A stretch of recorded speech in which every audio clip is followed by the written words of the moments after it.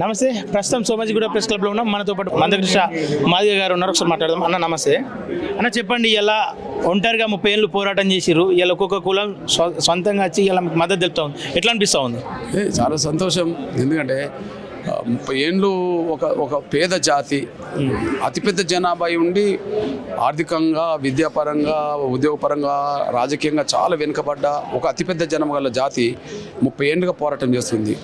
ఇప్పటివరకు అన్ని కులాల, అన్ని పార్టీల మద్దతు ఉండి ఉద్యమం చేస్తున్నాం. కానీ ఇప్పుడు ఒక్కొక్క కులం అరే ఇంతకాలం పోరాటం జరుగుతుంటే వాళ్ళు ఇట్లా అడ్డుకోవడం తప్పు కదా ఏంది, వాళ్ళు రాజకీయంగా ఎదిగినరు, మాలలు ఆర్థికంగా ఎదిగినరు, విద్యా ఉద్యోగ రంగాలు ఎదిగినరు, పాపం వీళ్ళు ఎదగలేదు. సుప్రీంకోర్టు తీర్పు వచ్చిన తర్వాత కూడా ఇంకా వీళ్ళని అడ్డు తగలడం ఏంది, ఇది తప్పు, వాళ్ళు చేస్తున్నది తప్పు అని చెప్పి ఖచ్చితంగా ఎంఆర్పిఎస్కు వాళ్ళ నైతిక మద్దతు అనేది బహిరంగంగానే ఇద్దామని చెప్పి అన్ని సంఘాలు, బహుశా ఈ సోమాజిగూడకు సంబంధించిన ఈ ప్రెస్ క్లబ్లో ఈ మధ్యకాలంలో ఎక్కువ జరిగిన సమావేశాలన్నీ ఎంఆర్పిఎస్ మద్దతు సమావేశాలే కదా, మీరు అందరూ చూస్తున్నారు. అంటే ఎంఆర్పిఎస్ ఇచ్చిన పోరాటం సమాజం నిత్యం గమనించడమే కాదు, న్యాయమైన ఉద్యమానికి అండగా ఉండాలని చెప్పి ఇక క్రియాశీలకమైన నిర్ణయం తీసుకున్నది. అందులో భాగమే తమ్ముడు రెడ్డి జాగృతి, తాను యువకుడు తమ్ముడు, అంతేకాకుండా సామాజిక స్పృహ ఉన్న వ్యక్తి శ్రీనివాసరెడ్డి, తన నాయకత్వంలో వాళ్ళ రెడ్డి జాగృతి కూర్చొని ఎంఆర్పిఎస్ భవిష్యత్ పోరాటంలో భాగస్వాములు అవుతామని చెప్పి ముందుకు రావడం అనేది చాలా సంతోషం. ఈ నైతిక మద్దతే రేపు మరింత శక్తి ఎంఆర్పిఎస్కి పెరగడానికి దారితీస్తుంది. ఖచ్చితంగా ఎవరైతే అడ్డంకులు కల్పిస్తుండ్రో ఆ అడ్డంకులు కల్పించేటోళ్ళు ఖచ్చితంగా ఇక ముందైనా మనసు మార్చుకోవాలి. ఎందుకంటే అంబేద్కర్ సాధించిన రిజర్వేషన్ ఫలాలు తల్లిదండ్రులు సంపాదించిన ఆస్తిని కొడుకులు పిల్లలు పంచుకున్నట్టుగానే అట్లా పంచుకోవడం ద్వారా అందరూ బాగుపడతారు. మేమే తింటామంటే అది స్వార్థం.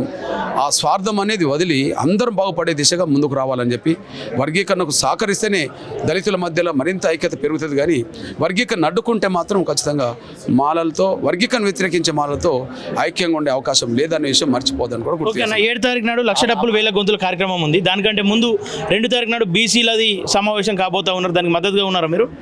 తప్పకుండా. ఇప్పుడు నేను ఒక సూత్రాన్ని కట్టుబడి ఉంటా, బీసీలైనా, ఓసీలైనా, ఎస్టీలైనా, ఎస్సీలైనా ఎవరికి ఎక్కడ ఏ రంగంలో అన్యాయం జరుగుతుందో ఆ అన్యాయం వాస్తవమైనప్పుడు నేను వాళ్ళ వైపు ఉంటా.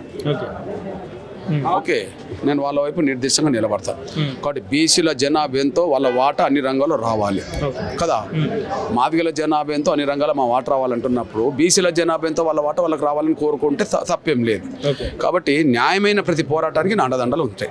కంచా ఎల్లయ్య గారి వ్యాఖ్యల పైన మీరు ఏం చెప్తారు? ఆయన ఏమంటా ఉన్నాడు, 341 నివారించడానికి ఈ కొత్త చట్టం రూపు తీసుకొచ్చిందని చెప్తా ఉన్నాడు.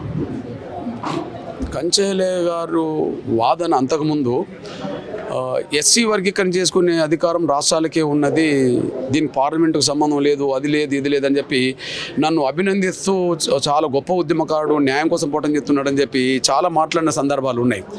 కానీ ఇప్పుడు ఆయన యూటర్న్ తిరిగాడు. దానికి కారణం నాకు తెలిసి కాజు పట్ల మాదిగలకు అన్యాయం జరుగుతుంది లేదని కాదు, అన్యాయం జరుగుతున్న విషయం ఆయన కూడా తెలుసు. కాకపోతే ఒక సందర్భంలో ఆయన ఒక తప్పుడు ఆలోచనతో ఉన్నప్పుడు నేను అది కరెక్ట్ కాదని చెప్పాను. ఇదివరదాకా చెప్పాను కదా, వైశ్యులందరిని ఉద్దేశించి సామాజిక స్మగ్లర్లు, కోమటోళ్ళు అని అన్నప్పుడు అందులో మానవతావాదులు ఉన్నారు, త్యాగాలు చేసిన వాళ్ళు ఉన్నారు. ఇప్పుడు ఆంధ్ర రాష్ట్రం ఏర్పడ్డదంటే ఒక పొట్టి శ్రీరాములు గారి త్యాగం. ఈ దేశానికి స్వాతంత్రం వచ్చిందంటే మనం గాంధీ గారిని మనం గుర్తు చేసుకుంటాం, మహాత్మా గాంధీ గారిని. అందులో మానవతావాదులు ఉన్నారు, పేదలు ఉన్నారు కదా.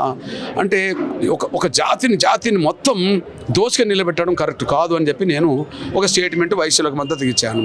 అప్పటి నుంచి కొంత వ్యక్తిగత ద్వేషంతో ఆయన మాట్లాడినట్టుకున్నది. కానీ విధానపరంగా ఆయన అంతకుముందు వర్గీకరణ సమర్థించినోడే, ఇప్పుడు ద్వేషం పెంచుకొని అట్లా మాట్లాడుతున్నాడని మేము భావిస్తున్నాం. ఓకేనా, థ్యాంక్ యూ సో మచ్.